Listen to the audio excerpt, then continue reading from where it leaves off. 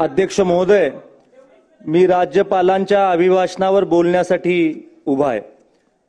ज्या महाराष्ट्र राज्याने देशाला दिशा दिली, प्रेरणा दिली, आचार दिला, विचार दिला, अशा राज्याच्या प्रगतीचा दाखला हा राज्यपाल महोदयांच्या अभिभाषणातून मिळाला आहे। स्वर्गीय यशवंतराव चव्हाण साहेबांच्या विचाराचा वारसा माझ्या मतदारसंघाला आहे। यशवंत भूमी म्हणून या मतदारसंघाची ओळख आहे। या मतदारसंघाची संस्कृती जपण्याची जबाबदारी मतदार बांधवांनी माझ्यावर सोपवलेली आहे। स्वर्गीय यशवंतराव चव्हाण साहेब म्हणायचे, गावामध्ये शिरून मोठ्या मोठ्या हवेल्या पाहिल्या तरी त्या गावची वेस विसरायची नसते। ही कृतज्ञता मला परिस्थितीने शिकवलेली आहे। आदरणीय अध्यक्ष महोदय, मला एका गोष्टीचा खऱ्या अर्थानं आनंद आहे की महाराष्ट्र राज्य परकीय गुंतवणुकीच्या बाबतीमध्ये सगळ्यात जास्त गुंतवणूक ज्या राज्यामध्ये होतं असं राज्य आहे। 2023-24 या आर्थिक वर्षामध्ये 1.25 लाख कोटी रुपयाची परकीय गुंतवणूक ही महाराष्ट्र राज्यामध्ये झालेली आहे। आणि ह्या आर्थिक वर्षामध्ये एप्रिल पासून सप्टेंबर पर्यंत 1,13,000 कोटी रुपयाची आर्थिक गुंतवणूक ही आपल्या राज्यामध्ये झालेली आहे। आणि त्यामुळे मागच्या वर्षीच्या 90% गुंतवणूक ही या वर्षी 6 महिन्यामध्येच झालेली आहे। खऱ्या अर्थानं मला माझ्या मतदारसंघातला प्रश्न देखील आजच्या या अभिभाषणाच्या दरम्यान मांडायचा आहे की केंद्र सरकारने मागच्या 10 वर्षामध्ये 3 कोटी पक्की घरं देण्याच्या बाबतीमधलं काम या देशामध्ये केलं।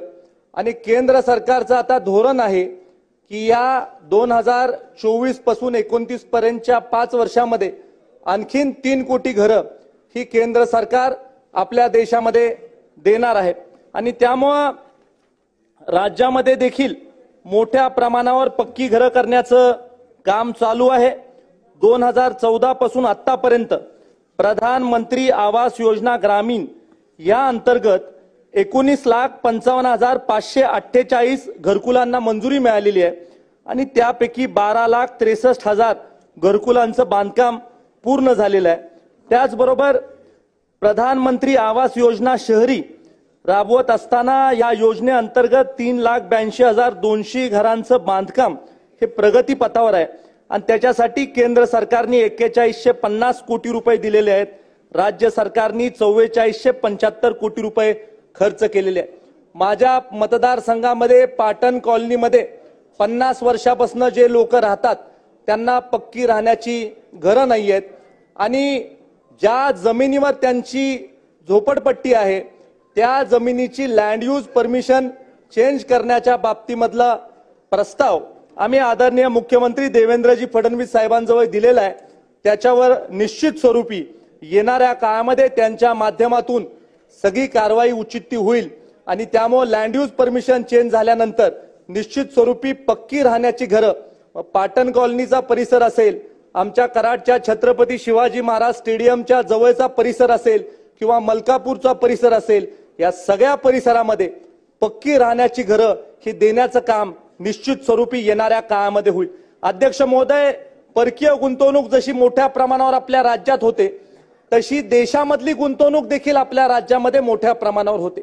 ऑटो नेक्स्ट नावाची ट्रॅक्टरची कंपनी आहे, त्यांची खऱ्या अर्थानं भेट मी आदरणीय आमचे लोकप्रिय मुख्यमंत्री देवेंद्र फडणवीस साहेबांची घालून देणार आहे।